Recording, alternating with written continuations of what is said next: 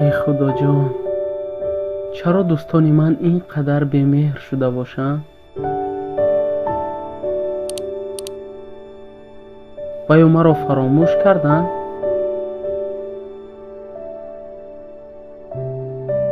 اقلاً یکی از آنها زنگ نمیزند. سبب در چی باشد؟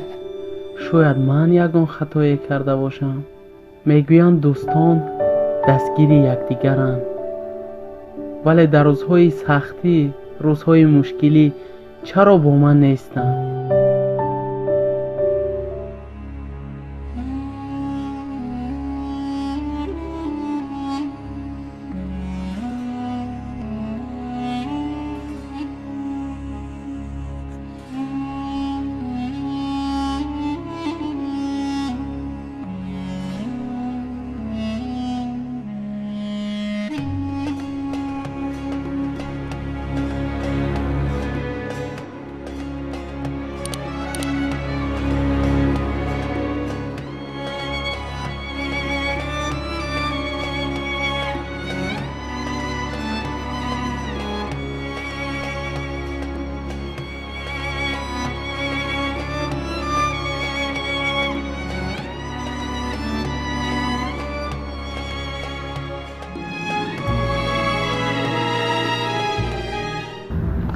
سلام دوستان.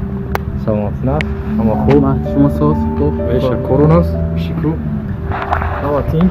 رحمت از شما پرسیم. شکری خدا داشت اومده. برو خوب است. رحمت. خانم تینج؟ با چی کار مشغولی؟ با فکر فرو رفته ای؟ دوستم یک سوالی هست که هیچ جوابش رو نمی‌یابم. چی بود از بود؟ میگویند که نفری که مرد زود فراموش میشود، اما ما نمردیم. چرا فراموش شدیم؟